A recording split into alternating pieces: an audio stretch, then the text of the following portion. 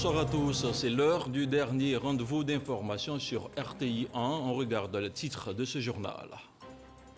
Améliorer l'accès à l'eau potable pour tous, c'est l'objectif du gouvernement ivoirien. Pour réfléchir à la problématique, les professionnels du secteur sont aboqués pour dresser le bilan de l'année 2020. Un peu plus de 580 milliards de francs CFA a été investi dans le secteur en un an. La Côte d'Ivoire est bel et bien entrée dans le nouveau plan national de numérotation, un plan qui consacre le basculement d'un numéro de téléphonie mobile et fixe de 8 à 10 chiffres désormais. Mais des réglages restent à faire suite à quelques désagréments causés par le changement. Et puis nous irons dans la cité du Poro où la diffusion du signal de télévision analogique s'est arrêtée définitivement samedi dernier au profit du signal numérique. Les avantages de cette nouvelle technologie de télédiffusion ont été expliqués aux populations qui disposent de plusieurs kits TNT sur les différents marchés de la ville du Korogo. Voilà pour les titres. Les professionnels de l'eau potable sont aboqués pour dresser le bilan des activités de l'année écoulée du ministère de l'Hydraulique. En seulement 12 mois, le gouvernement a investi plus de 580 milliards de francs CFA afin d'améliorer l'accès à l'eau potable dans notre pays. Une importante manne financière qui aura permis la construction et la réhabilitation de plusieurs châteaux d'eau et pompes villageoises. Et selon le ministre Laurent Tchagba, il s'agit pour le président de la République Alassane Ouattara et le gouvernement de fournir de l'eau potable à tous les Ivoiriens. Le compte-rendu de Soro Corona. Ce sont plus de 580 milliards de francs CFA investis dans le domaine de l'eau potable en Côte d'Ivoire. Bilan dressé par le ministre de l'Hydraulique au cours de la deuxième édition du séminaire Bilan 2020 des activités du ministère de l'Hydraulique à Bouaké. Les professionnels de l'eau potable ont fait le bilan de tous les projets réalisés pour améliorer l'accès à ces liquides précieux. En dépit de la Covid-19, de nombreux progrès sont à noter. À Abidjan, nous avons lancé le 8 mai 2020 à Yopougon le projet APTF. Ce projet d'un coût global de 47 milliards viendra résoudre en urgence le problème d'eau potable dans 155 quartiers et sous-quartiers. À l'intérieur du pays, plusieurs projets structurants ont été également lancés en 2020, dont le grand projet de renforcement de l'alimentation en eau potable de la ville de Bouaké, et d'un coût global de 169 milliards 289 millions de francs CFA. Le projet des 12 villes d'un coût global de 170 milliards. Les villages ne sont pas en marge de la volonté affichée du gouvernement de réduire les difficultés liées à l'accès à l'eau potable. Réparation, réhabilitation des pompes à motricité humaine, 6 009 réalisés sur 5 339 prévus, soit un taux de 112%. Remplacement des pompes obsolètes, 3 004 réalisés sur 2 997 prévus, soit un taux de 100,23%. Laurent Tchagba a affirmé que le combat pour l'accès à l'eau potable va continuer en 2021. Comme perspective pour l'année 2021, nous allons d'une part poursuivre les projets en cours et d'autre part entamer de nouveaux projets dont le projet de réalisation du système d'alimentation en eau potable dans 200 chefs-lieux de sous-préfecture non encore équipés. Toujours à l'intérieur du pays, le projet de la prise en compte de 169 localités déficitaires en eau potable. Ce rendez-vous annuel a été l'occasion pour le ministre de l'Hydraulique d'exhorter ses collaborateurs à résoudre définitivement la question de l'eau potable en Côte d'Ivoire. Je vous le disais il y a quelques instants, moins de 48 heures après l'opération de basculement, quelques abonnés déplorent des désagréments liés à l'utilisation de certaines applications dans le processus de migration. Pour éclairer l'opinion, notre reporter a rencontré le régulateur, les opérateurs ainsi que les développeurs de ces applications. Le constat de Cheikh Aboubakar connaît. Le passage de la numérotation à 10 chiffres est effectif depuis le dimanche 31 janvier dernier. Si l'opération est jugée satisfaisante, cette opération s'est très bien déroulée. Tous les opérateurs ont respecté le programme qui a été établi et nous avons réussi le basculement. Les avis des abonnés sont toutefois mitigés, moins de 48 heures après l'opération. Moi, ça ne m'a pas fatigué. Honnêtement, ça ne m'a pas fatigué. J'ai téléchargé le logiciel et puis bon, j'ai suivi les instructions et puis tout a changé sur mon téléphone, quoi. Bon, ça ne me fatigue pas, ça nous arrange. Aujourd'hui même, j'ai essayé d'appeler plusieurs numéros, les collègues, ça passe. Il y a eu des désagréments, naturellement, parce que c'est la première fois. On a un souci avec le WhatsApp. Actuellement, on a perdu pratiquement tous les noms qui sont sur nos contacts. Donc, c'est les numéros seulement qui apparaissent. Pour ce numéro-là, on a des difficultés. Voilà. Donc, c'est un peu... Ça suit pour l'instant, ça va. Relativement à ces plaintes de plus en plus nombreuses, les développeurs et opérateurs mobiles expliquent l'origine de ces difficultés techniques. La migration a observé quelques petits désagréments, donc, en particulier avec WhatsApp, qui est dû à une petite incompréhension sur le fonctionnement même de WhatsApp. C'est-à-dire, juste après la migration, quand ces personnes ont choisi de convertir leur numéro à 8 chiffres à 10 chiffres, WhatsApp n'étant pas encore mis à jour pour prendre en charge les numéros à 10 chiffres, l'application a naturellement affiché certaines conversations comme étant anonymes, c'est-à-dire sans le nom. Mais pour ces personnes-là, ce que je peux dire, c'est qu'elles peuvent se montrer patientes. WhatsApp a déjà préparé une mise à jour qui normalement devrait être disponible. Et avec cette mise à jour-là, les noms dans les conversations seront rétablis. Ceux qui reviennent vers nous, on essaie de voir exactement comment est-ce qu'on peut les assister, les accompagner. Et c'est cet effort que nous faisons aujourd'hui. Et pour nous, c'est aujourd'hui l'une de nos préoccupations. Comment est-ce qu'on peut aider ceux qui ont eu des difficultés? Le régulateur rassure. Les contacts sont bien là et nous les retrouvons. Voilà, ce n'est pas perdu. C'est juste un déplacement, c'est aller se loger dans une corbeille. Et donc, avec la démarche qu'on propose aux consommateurs, ils les retrouvent immédiatement. On en a retrouvé plein pour d'autres. Ce n'est pas perdu. Les sites internationaux de paiement et achats en ligne sont aussi touchés par ces perturbations. Selon les premiers responsables de la RTCI, cette situation va connaître une issue heureuse les heures qui suivent, après une mise à jour intégrale de ces sites.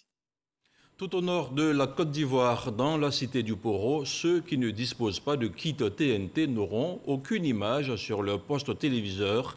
IDT, la société ivoirienne de télédiffusion, a procédé au basculement du signal de la télévision analogique vers la télévision numérique terrestre depuis samedi dernier. Mais avant le basculement, toutes les dispositions ont été prises pour fournir le marché en kit TNT avec plusieurs points de vente. Les explications d'Ami Sissoko.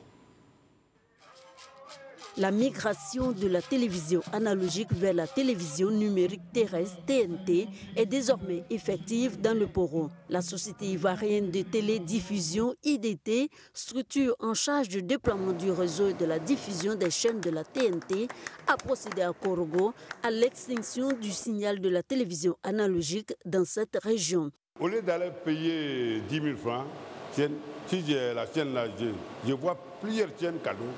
Donc, ça me plaît beaucoup. Ça me permet d'économiser. Avec la TNT, la population dispose de 7 chaînes gratuites et sans abonnement, à savoir RTI 1, RTI 2, RTI 3, NCI, A+ Ivoire, Live TV et 7 Info. À ces 7 chaînes s'ajoutent 2 bouquets payants Easy TV et StarTime. Avec la TNT, vous bénéficiez d'une meilleure qualité d'image et de son. Avec la TNT, vous avez la télévision, même en cas de pluie et d'orage. Avec la TNT, vous pouvez par exemple enregistrer vos programmes et les regarder ultérieurement. Il était devenu impérieux de procéder à l'arrêt des émetteurs analogiques, devenus aujourd'hui obsolètes et onéreux dans leur exploitation. Pour preuve, les pièces de rechange de ces équipements ne sont plus fabriqués pour la plupart. Pour recevoir la TNT dans les foyers, il faut un poste téléviseur, un décodeur et une antenne UHF. Le décodeur est à 10 000 francs CFA et l'antenne à partir de 4 500 francs. Plusieurs points de vente de kits TNT sont installés dans toute la région qui a déjà un taux de couverture de plus de 70%. Il suffit d'appeler au 1307 pour avoir l'intégralité des points de vente. On fait maintenant le point de la situation de la Covid-19 au 1er février 2021.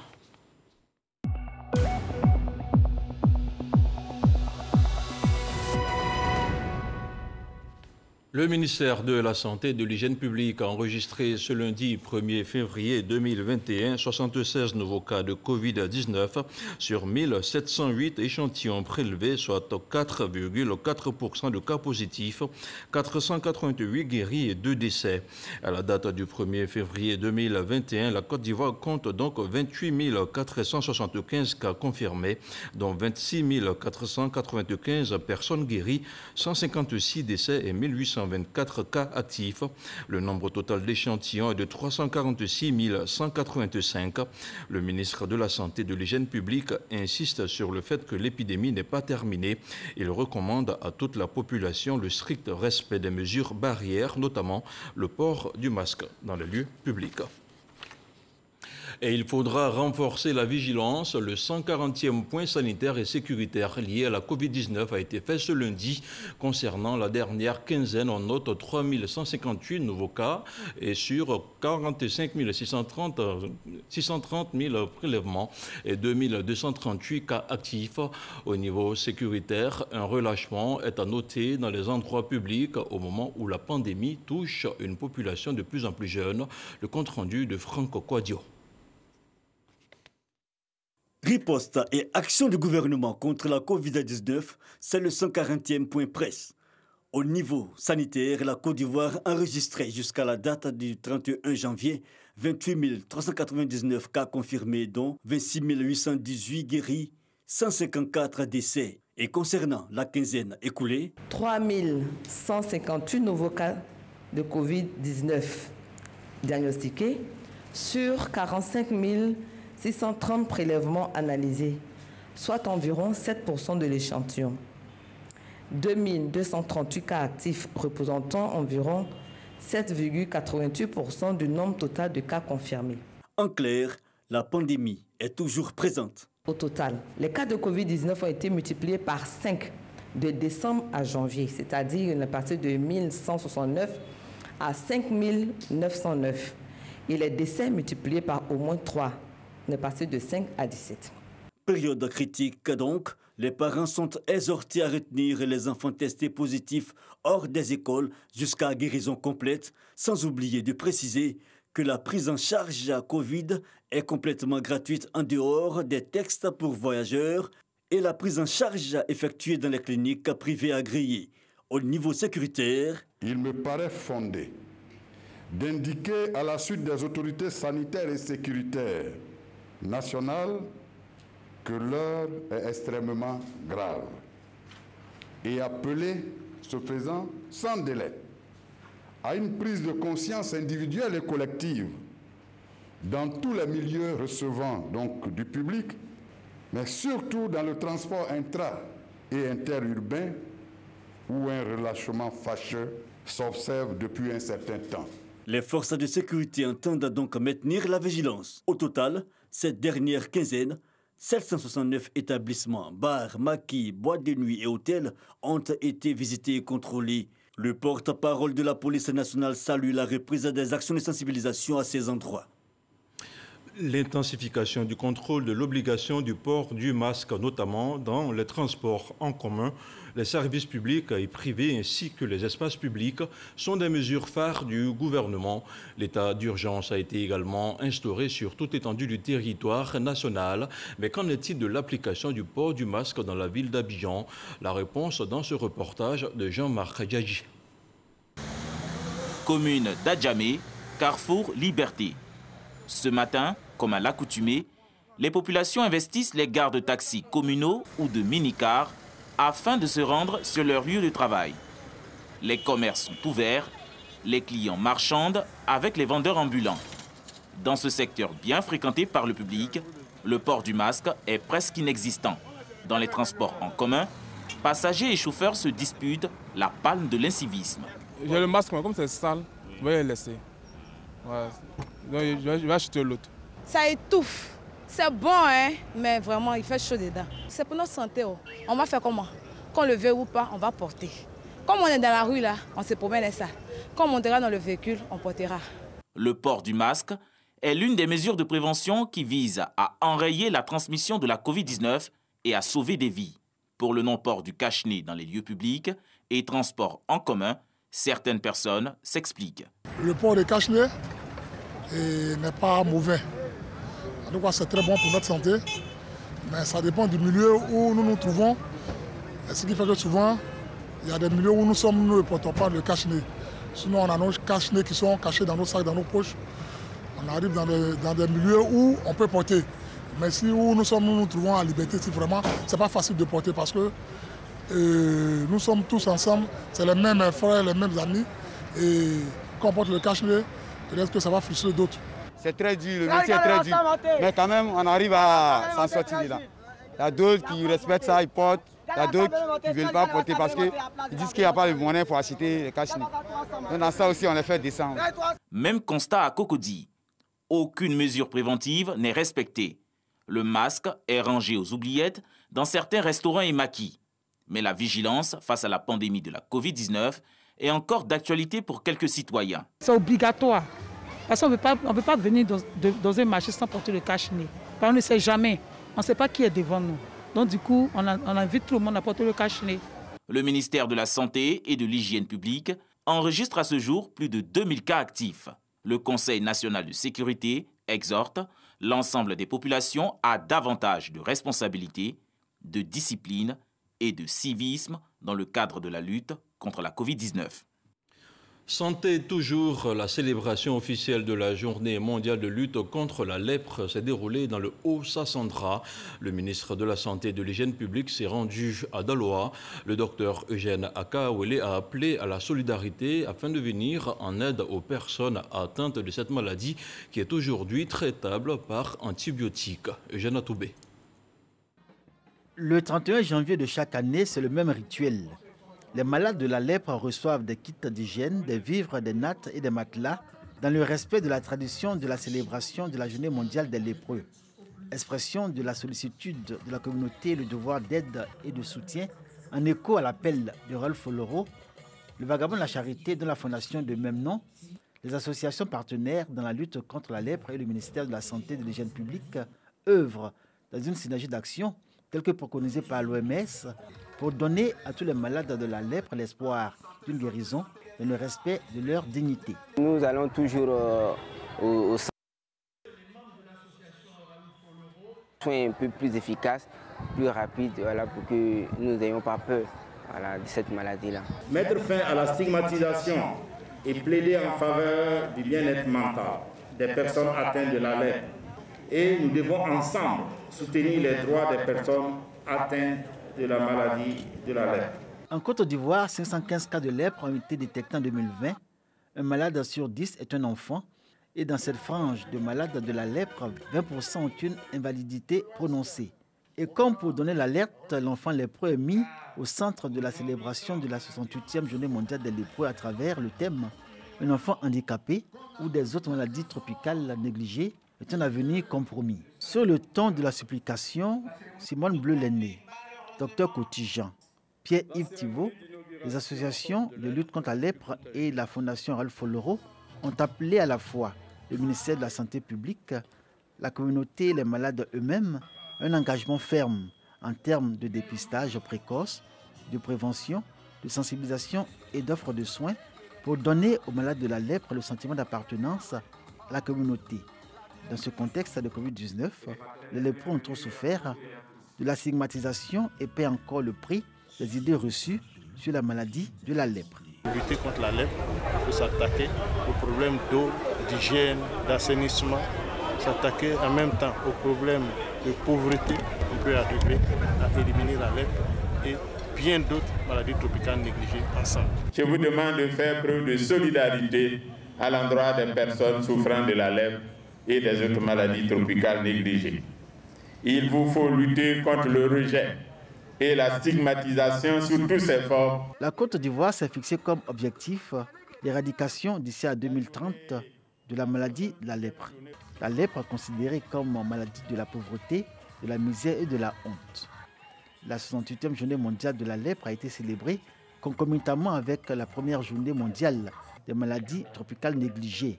La Côte d'Ivoire est ainsi le premier pays en Afrique à commémorer cette journée.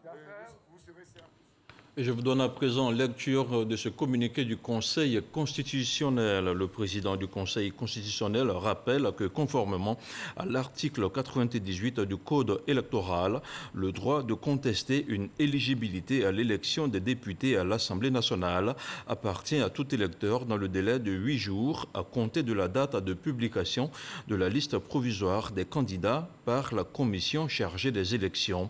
La commission électorale indépendante CEI ayant procédé le dimanche 31 janvier 2021 à la publication de la liste provisoire des candidats pour le scrutin du 6 mars 2021.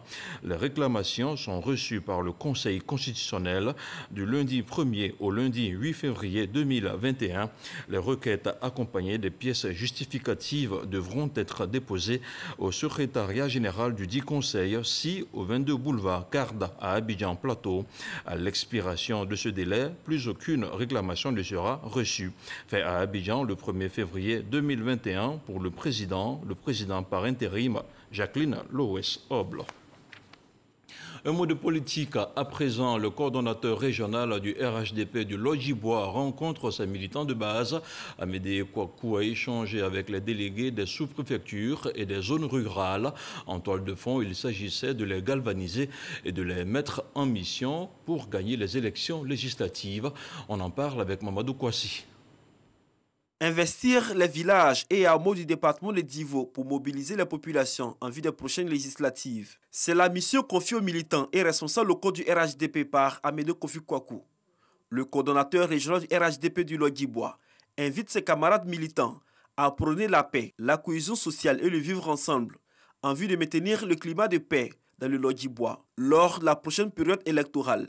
Un message bien compris par ses commandos, déterminé à le faire exécuter sur le terrain pour un taux de participation record le 6 mars prochain. Au présidentiel, nous avons fait un taux de près de 92% à Chepo.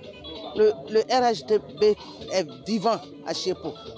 Et notre délégué départemental peut dormir tranquille. Quand vous avez un président de la République, qu'aujourd'hui il doit mener des actions qui n'a pas les députés, ce n'est pas sûr qu'il puisse arriver. Au-delà même du RHDP, il y a d'autres des partis politiques qui sont prêts à nous accompagner pour que nous puissions amorcer nos développements au niveau de la sous-préfecture. Il s'agit pour le ministre Amédée Kouakou, à travers cette rencontre, de faire comprendre aux militants en particulier et aux populations générales l'importance d'accorder la majorité des députés au RHDP. Pour lui, la poursuite de la politique de développement du Lodjibois passe par une campagne électorale apaisée et des scrutins libres le 6 mars prochain. Toutes ces populations, pour elles, la chose importante, c'est le développement. Elles veulent avoir des infrastructures de base qui vont leur permettre d'améliorer leurs conditions de vie. Donc je pense que c'est pour ça que nous devons être à l'Assemblée nationale pour apporter ce pilier important. Parce que sans l'Assemblée nationale, le président ne peut pas conduire une véritable politique de développement de notre pays. 5 heures, c'est le temps qu'ont duré les différents échanges entre le coordonnateur régional Amédée Kouakou et la population. D'autres rencontres sont prévues cette fois dans les villages et hameaux pour promouvoir davantage les idéaux du RHDP, mais aussi pour parler de paix et de cohésion.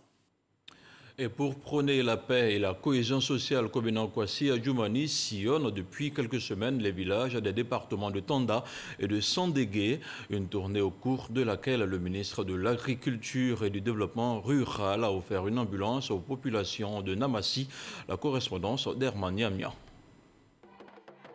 Il n'y a pas de répit pour le ministre Kobenan Kwasi Adjoumani. Depuis quelques semaines, il apprend les différentes pistes des villages du département de Tanda pour remercier les populations pour leur participation massive à l'élection présidentielle du 31 octobre dernier et aussi les exhorter à cultiver la cohésion et la paix afin de favoriser le développement du Zanzan.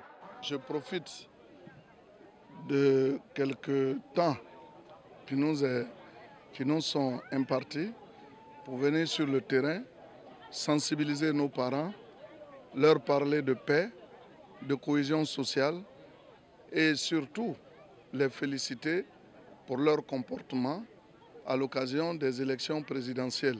La deuxième étape de cette tournée a conduit le ministre de l'Agriculture et du Développement rural à Sandégué. Dans cette localité, il a offert au nom du Conseil Café Cacao une ambulance médicalisée aux populations du village de Namassi. Outre cette ambulance, le ministre Kobena Kwasi Adjoumani lui-même a offert 3 tricycles aux associations féminines de 3 villages de Sandégué afin de les soutenir dans leurs actions. On attendait que ce jour, et vraiment l'ambulance est là, la souffrance de la population va s'estomper, nos malades seront bien traités dorénavant et nous disons merci au ministre Kobena Kwasi Adjoumani pour tout ce qu'il fait pour ce village. Pendant la campagne, leur doléance, c'était d'avoir une ambulance. C'est une grande satisfaction pour moi d'honorer cet engagement que nous avions pris au nom du président Alassane Ouattara. Kobena Kwasi Adjoumani a exhorté les populations à toujours faire confiance au président de la République Alassane Ouattara, qui n'a que pour seul souci le bien-être des Ivoiriens. Toujours au chapitre de la cohésion sociale en tournée de sensibilisation dans le Moronou, l'inspecteur général d'État a remis la semaine dernière au nom du chef de l'État une ambulance au centre de santé urbain de Nzoué-Kokoré dans le département de Bongouano. Théophile Awandoli a aussi multiplié les rencontres avec les jeunes de la région. Alexis Ouetraogo. Une ambulance pour le centre de santé urbain de Nzoué-Kokoré dans le département de Bongouano. Le don repose sur le pays de R, projet à impact rapide des régions, dont la mise en œuvre se veut coup d'accélérateur pour le développement. Ce véhicule frappant le feu va à Napointe sauver des vies. C'est pourquoi j'exhorte le personnel de cette structure à accorder une attention particulière à l'utilisation de cet important outil de travail. Président de la cérémonie, l'inspecteur général d'État Théophile Awandoli, au nom du chef de l'État, a remis officiellement les clés du véhicule qui vient faciliter les évacuations de malades. Suite à cette action, l'inspecteur général d'État a rencontré la jeunesse de Mbato à la résidence du préfet et celle de Bongouano à la préfecture de la localité. Il les a exhortés à ne pas se laisser manipuler par les hommes politiques. Je voudrais que vous comptiez sur nous pour vous aider. On ne le fait pas suffisamment. Pour vous aider à vous insérer dans la vie active, à vous insérer professionnellement. C'est la meilleure chose que nous, on peut faire pour vous. Pardon, je vous demande pardon.